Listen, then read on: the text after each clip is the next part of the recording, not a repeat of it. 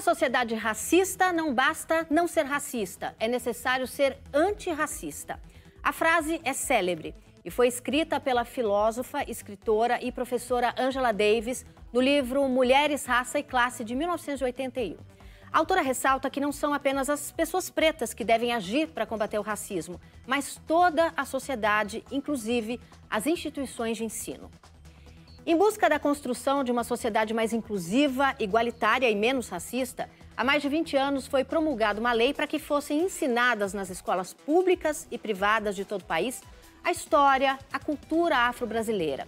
Uma determinação que é cumprida pela minoria das instituições de ensino, segundo uma pesquisa feita pelo Instituto Alana e Gueledés, Instituto da Mulher Negra. E mesmo em escolas em que esse conteúdo é discutido em sala de aula, mesmo em instituições em que há palestras sobre o assunto, comissão de paz antirracismo, bolsas para a inclusão de estudantes negros, o racismo se mantém presente, machucando física e emocionalmente crianças e adolescentes pretos. Por quê? Para discutir esse assunto, que é mais urgente que nunca, a gente recebe hoje aqui no Opinião a psicanalista e antropóloga do coletivo Digege, a Jaque Conceição, e também a historiadora e educadora racial, Sara Carolina. Sejam muito bem-vindas, é um prazer ter vocês aqui hoje com a gente. Jaque, queria começar com você, né? Além de ser lei, né? Lei a gente cumpre, né? A gente não discute, pelo menos deveria ser assim, né? Por que essa educação antirracista, além de ser lei, por que ela precisa ser encampada pelas escolas? Quando a gente passou pelo processo de reorganização do currículo em 1996, uma das compreensões que se tinha é que o racismo, enquanto um problema social, precisava ser pensado dentro do âmbito formativo e que isso cabia aos espaços de formação, escolas, creches, universidades, garantir esse ensino. Então, essa lei ela vai dizer qual é o conteúdo que tem que ser estudado, que precisa ser ensinado, mas mais do que um produto dentro da grade curricular, ela pressupõe a inclusão de pessoas negras e da cultura negra como parte da cultura brasileira. Esse reconhecimento, porque parte do racismo no Brasil é justamente a ausência de reconhecer a presença negra para além da violência, para além desses marcadores da violência do racismo. Então, qual é a contribuição e o legado da cultura africana e afro-brasileira para a cultura e para a história brasileira? Esse é o objetivo, né? A ideia da inclusão, não só pela presença, mas também pelo reconhecimento desse legado. Agora, os professores, para ensinar história e cultura afro-brasileiras, têm que ter esse conhecimento prévio. Sim. Como é que é isso nas universidades? Esses professores que teriam que, em tese, ministrar essas aulas, eles têm essa formação? Como é que está a formação universitária quando a história e cultura negra são um assunto? Hoje, dentro das universidades, principalmente das universidades públicas, é obrigatório a cadeira de estudos afro-brasileiros, principalmente nos cursos de formação de professores das licenciaturas. Mas aí a gente tem um problema que é o que tem sido pesquisado nas universidades brasileiras sobre a cultura e a historiografia afro-brasileira e africana. Porque se não há uma circularidade da pesquisa, não tem como criar o conteúdo que vai formar os professores, que vão formar os alunos. Então, o ciclo, essa ideia, ela é muito mais do que só colocar no currículo na sala de aula. Então, acho que é esse o lugar, a ideia de reconhecimento, porque a gente tende a olhar, por exemplo, uma educação antirracista como um produto. Então, eu coloco no meu currículo, coloco livros, literatura, mas isso não está na prática, no cotidiano, na forma de... Eu coloco no currículo e está pago, né? Estou fazendo minha parte. Isso, mas a gente não consegue reconhecer, porque para reconhecer implica conhecer. Então, se eu não conheço, como eu vou reconhecer algo? Como é que essa presença, né? E aí tem uma diferença entre africano e afro-brasileiro, está dentro da cultura, é percebida, quais são as contribuições, os legados estéticos, literários, culinários, musicais, culturais, comportamentais. Nós não olhamos nessa forma. Então, eu tenho uma quantidade X de alunos negros, eu tenho uma quantidade X de professores negros e um currículo X, eu estou fazendo educação antirracista. Não está. Você está cumprindo metas, entregando produtos, né? Porque a educação é um processo muito mais amplo e complexo. Sara, queria te ouvir. Quando a gente fala em educação antirracista, né, tem esse gap que eu acho que a já colocou aqui muito bem, né? O que deveria ser ensinado, no teu ponto de vista? Do meu ponto de vista, a gente precisa deslocar as referências de todas as crianças, não só pretas, como todas as crianças de todas as raças, para referências que sejam mais diversas. E aí a gente inclui referências africanas e afro-brasileiras. Porque, como bem a Jaque disse, a gente só se reconhece naquilo que a gente conhece. E a gente, hoje, coloca crianças e adolescentes em contato com a cultura africana e afro-brasileira a partir das dores, a partir das violências. E a gente precisa resgatar a potência dessa ancestralidade para que todas essas crianças se reconheçam nessa cultura e se conectem com ela de uma forma respeitosa, que hoje não é feita. Quando você fala se reconhecer, você está falando reconhecer em sala de aula figuras importantes que estão além do sofrimento, né? Além desse ensino de pessoas que foram escravizadas, que vieram da África e foram para o Brasil. Mas você diz também um reconhecimento ali naquelas pessoas que estão com ela na escola? Exatamente, porque quando a gente valoriza a cultura de um povo, a gente valoriza também esse povo, né? Hoje, quando a gente fala de pessoas negras, em via de regra, a gente pensa nas dores do povo preto, né? E quando a gente reconhece que esse povo produz ciência, tecnologia, literatura e muitas outras coisas muito importantes, a gente começa a se reconhecer e se conectar de uma forma mais respeitosa. Então, na prática você levar para a sala de aula, por exemplo, Carolina Maria de Jesus. E para além do que a gente chama de cidadania lúdica, né? Que é aquele lugar da cultura onde a gente fala de música, a gente fala de literatura, a gente fala de cozinha africana, mas a gente também precisa falar de outros saberes que são produzidos. Quando a gente fala, por exemplo, de matemática, a gente precisa trazer referências da cultura africana para matemática, para química, para física, para história, porque a gente tem essas referências historicamente falando, mas pouco se fala de uma etnomatemática, a gente não traz a geografia africana para a sala de aula e a gente pode pensar nessa produção de conhecimento que é feita a partir do povo preto também. Jaque, como é que é a infância de crianças que não estão preocupadas em sofrer racismo? E como é a infância e a adolescência de crianças em que isso é uma possibilidade diária, uma realidade? Então, eu não sei se a gente consegue pensar se crianças negras estão o tempo todo elaborando sobre o racismo. Se elas estão o tempo todo sentadas em casa pensando, ai meu Deus, eu vou para a escola, vou sofrer racismo. Quando a gente vê, por exemplo, relatos onde crianças compartilham essa violência, a percepção que elas trazem é que elas foram pegas de surpresa. Porque na experiência da pessoa negra, ser negra é a ordem do dia. Não tem nada demais em ser negra. Eu vivo negra, acordei negra, a Sara também. A gente passa a passar por um lugar de espetáculo quando o racismo nos lembra desse lugar. E pode ser na escola. Pode ser na escola, pode ser no trabalho, pode ser no ônibus. Na verdade, é em todos os lugares, a todo momento. É que a escola é o primeiro espaço social das crianças e adolescentes, muitas vezes, né? Tem vários estudos que vão dizer que a experiência do racismo institucional na vida de crianças negras começa no pré-natal. Já com as políticas de como elas são conduzidas, e depois vão para a creche, depois elas vão para a educação infantil, vão para a escola e vão para a vida pública como um todo. E há estudos, por exemplo, na área da saúde mental, que vão falar que essa violência às vezes começa até em casa, na comunidade, no espaço religioso, porque o racismo ele tem múltiplas camadas, ele tem um lugar institucional, estrutural, como o ministro Silvio de Almeida tão bem debate no livro dele, Racismo Estrutural, ele tem uma camada um a um, pessoa a pessoa, que é esse lugar emocional das relações sociais, e ele também tem um lugar cultural. A nossa cultura não só incentiva o racismo, quando constrói essas imagens negativas sobre ser negro, ela naturaliza a ideia que ser negro é ser um corpo que pode sofrer violência. Isso é uma perspectiva de construir uma ideia de lugares na cultura. Então, a criança negra, ela não está elaborando sobre o racismo. Ela passa a elaborar sobre o racismo quando ela vai para a escola e vivencia abertamente uma situação de racismo, porque veladamente, todos os dias, muito provavelmente ela vivencia nos mais diversos lugares, né? Então, a perversidade do racismo é essa camada também emocional que muitas vezes ela não consegue nem ser descrita. A criança não consegue nem sequer explicar sobre o que é isso. Qual é o resultado? Crianças que se acham feias, que se acham burras, que se sentem incapazes de aprender, que se sentem excluídas, e elas não conseguem nem sequer dizer de onde esse mal-estar vem. Porque a gente entende racismo no Brasil como ofensa aberta, direta, né? Chamar uma pessoa de macaco ou ofender a racialidade dela. Verbalizada. A gente entende o racismo nessa perspectiva, mas a gente não entende o racismo, por exemplo, nas relações. Na criança que não brinca com ninguém, na criança que está sempre sozinha, no pré-natal precário para mulheres negras em territórios pobres. Tudo isso é prática de racismo e que vai criando no imaginário simbólico das pessoas essa ideia de que, tudo bem, é um corpo negro, pode bater que ele aguenta. E esse bater é um bater emocional.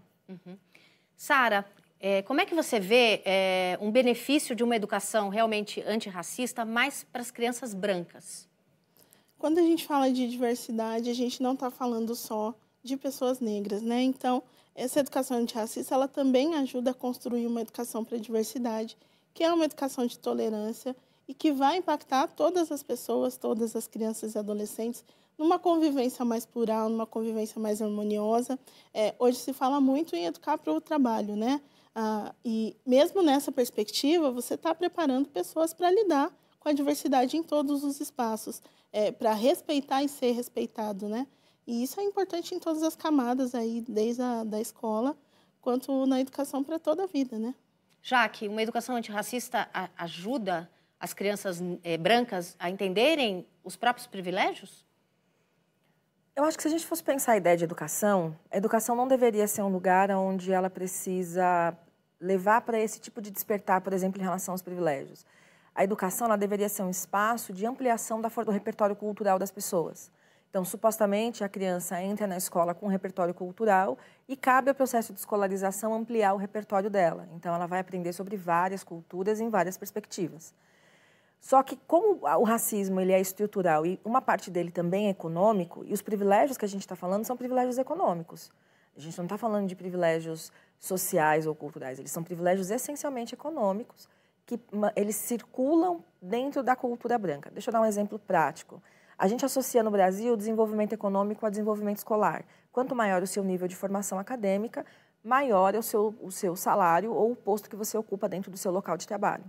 Num país onde a população negra passa a acessar integralmente o acesso à escola só a partir de 1996, com a reforma da LDB, a gente está falando de pelo menos 100 anos de atraso ao acesso escolar. Então, como eu posso pensar em garantias econômicas ou desenvolvimento econômico para a maior parte da população se ela chega tão tardiamente à escolarização formal e, por consequência, ao desenvolvimento profissional? Então, teoricamente, não deveria ser papel da escola levar pessoas brancas, crianças, adultos, jovens a pensar em seus privilégios, porque não deveria existir privilégio. O que faz uma pessoa dentro de um ambiente escolar se sentir segura de praticar racismo? A legitimação que a cultura diz, tá ok você ser racista, tá tudo bem. Esse corpo negro foi feito para sofrer racismo, porque é isso que a gente ensina o tempo inteiro, porque a gente só ensina o lugar negativo da dor, da violência e da ausência. A gente não olha os lugares positivos dos dois lugares, né? Da experiência negra dentro da cultura brasileira. A gente está sempre olhando a falta. Né? Aconteceu uma situação de violência, isso ganha grande espaço. Aconteceu uma situação de uma pessoa negra fez algo muito incrível, tem ali um espaço, mas não tem a mesma visibilidade que a narrativa da violência tem. Quem ganha com a narrativa da violência? O privilégio branco, porque reforça a ideia de que o corpo branco é o corpo do poder. E é isso que a gente precisa começar a pensar. Ô, Sara, a Jaque pontuou bem, né? Que esses privilégios existem, que não deveriam existir, né? Não deveria ser na escola esse lugar do despertar, né? Não deveria nem existir. Você acha que, mesmo assim, a escola, né, já que isso existe, ela consegue fazer esse despertar para as crianças brancas? Consegue trazer descrições, fazer com que a criança pense de uma forma crítica, né, sobre o que está acontecendo. Essa ampliação do repertório cultural da criança, ela vai passar pela criticidade, e isso a escola pode fazer, né? E a partir dessa criticidade, que eu acredito que é uma parceria, lógico, da escola com a família, aí as crianças brancas têm sim a capacidade de entender os seus privilégios e de pensar sobre eles. Mas eu concordo que a escola ela pode trazer dados, ela pode trazer fatos, né, e discuti-los, mas não é o papel dela falar sobre esses privilégios, porque às vezes ela atua como um reforço. Essa discussão vai reforçar esses privilégios. Bom, e no próximo bloco, uma conversa que eu tive com a atriz Samara Filippo, que denunciou no final do mês de abril que a filha dela, de 14 anos, foi vítima de racismo na escola particular onde estuda aqui em São Paulo. Uma instituição de ensino conhecida, respeitada pelas políticas antirracismo, que, contudo, não conseguiram impedir que a adolescente sofresse essa violência. A gente volta já.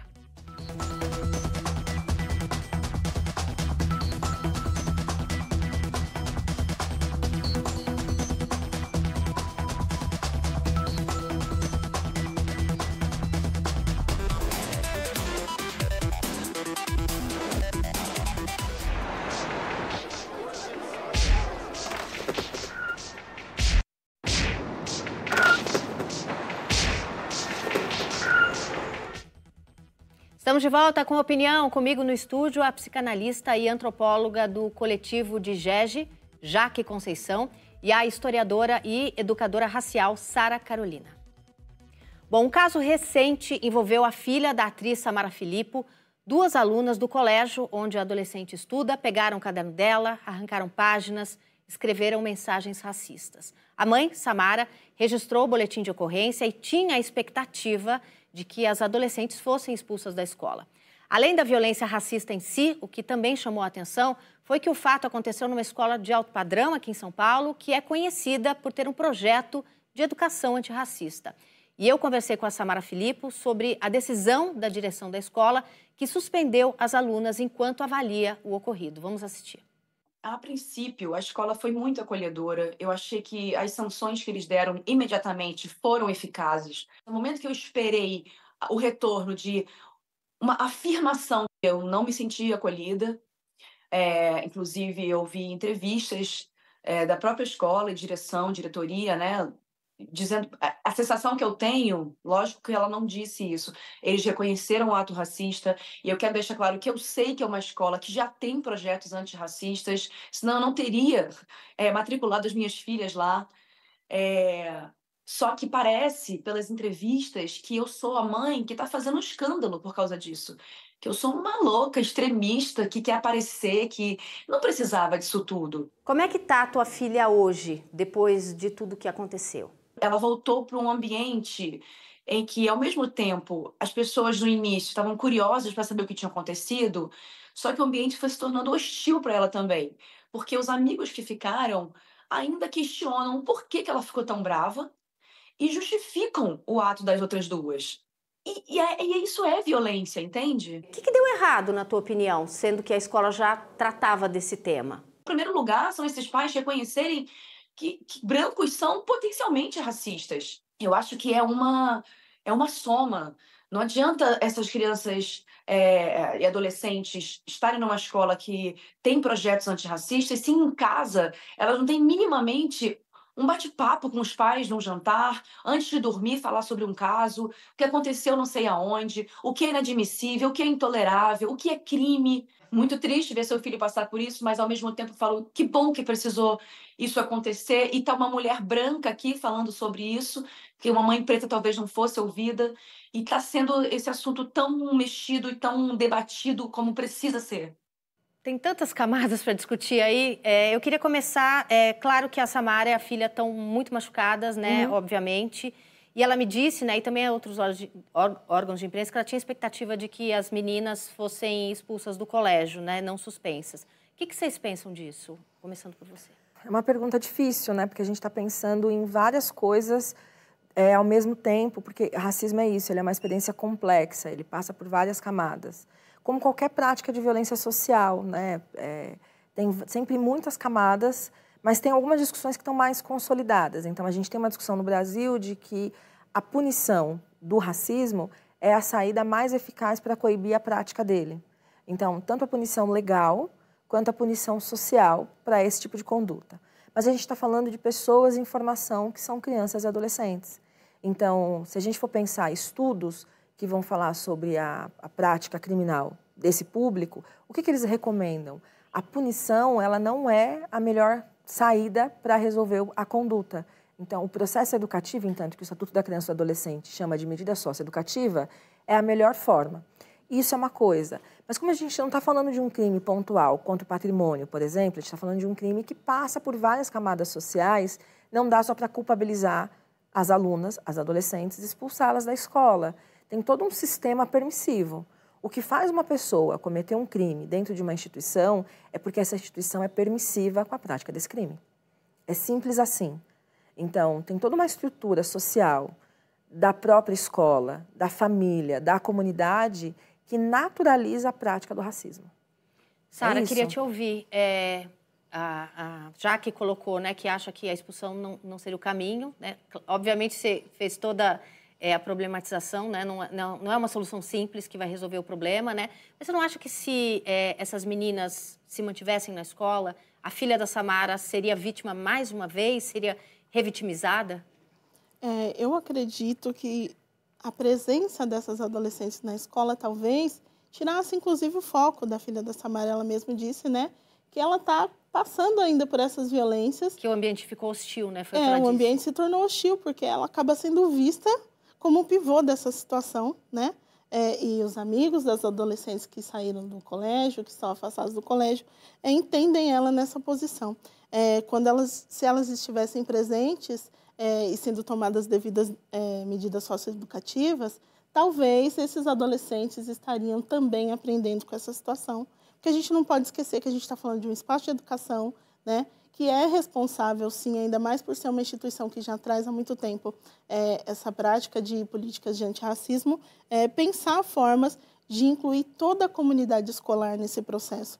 Porque esse incidente que aconteceu agora, esse crime que foi cometido agora, ele não impacta só os envolvidos diretamente. Toda a comunidade escolar está abalada em determinados graus diferentes, mas todas essas pessoas da comunidade escolar precisam aprender com esse momento. É muito triste que a gente precise utilizar um momento de dor, de violência que uma família está passando para aprender alguma coisa, mas que é possível tirar uma lição desse momento. E eu acredito que a expulsão das adolescentes não vai colaborar com isso, porque aí se entende que esse problema já foi resolvido, quando, na verdade, o grande problema é elas se sentirem à vontade para cometer esse tipo de comportamento na sala de aula, na escola, enfim, no espaço escolar. Bom, já que eu não queria falar pontualmente da escola, né? É um caso que todo mundo já está sabido, até porque a escola não está aqui com a gente, né, para debater. Eu queria falar, no geral, de uma forma hipotética, né?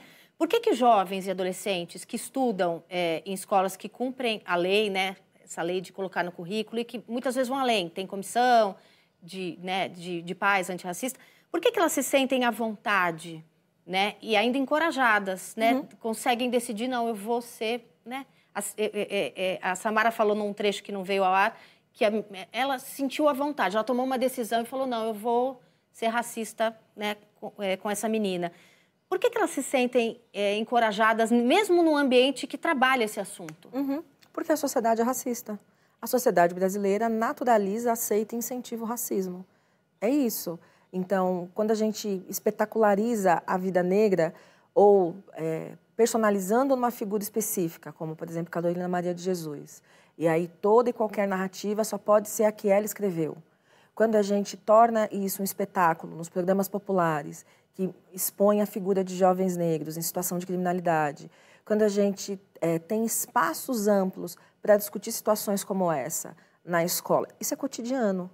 Isso é cotidiano. A gente está falando de uma coisa que parece que foi excepcional, mas que é o cotidiano de milhares de crianças em todo o Brasil. Está acontecendo agora, exatamente nesse momento, existem pessoas negras passando por situações de racismo. Essa ideia de associar o corpo negro ao corpo que serve, ao corpo que cuida, essas figuras históricas como Tia Anastácia, que foram construídas no nosso imaginário cultural, e acho que esse que é o papel, por exemplo, da psicanálise como uma área do conhecimento que leva a problematizar essas estruturas culturais e também da antropologia, aliada à história, à pedagogia, tantas outras práticas, porque a gente precisa olhar para o racismo como ele é. Ele é um problema sócio-histórico econômico da cultura brasileira há 522 anos, 524, que é a idade do nosso país. Então, como nós não olhamos para o sujeito negro de uma forma positiva e inclusiva, só como uma meta. Eu venho falando isso já há algum tempo. Diversidade não é um produto que a gente entrega. Diversidade é um processo que contempla formas distintas de produção de vida. Então, não é quantos funcionários negros eu tenho, ou quantas comissões antirracistas eu tenho na escola, ou quanto você do tica currículo ali, está cumprido. É o quanto eu reconheço essa experiência, essa forma de produção de vida como parte da nossa cultura, reconheço, legitimo e incentivo essa presença. Então, não é quantos livros eu li, quantas peças de teatro eu assisti, ou quantas conversas antes do jantar eu tive com os meus filhos. É o quanto essa experiência realmente é reconhecida como parte de quem nós somos enquanto brasileiros.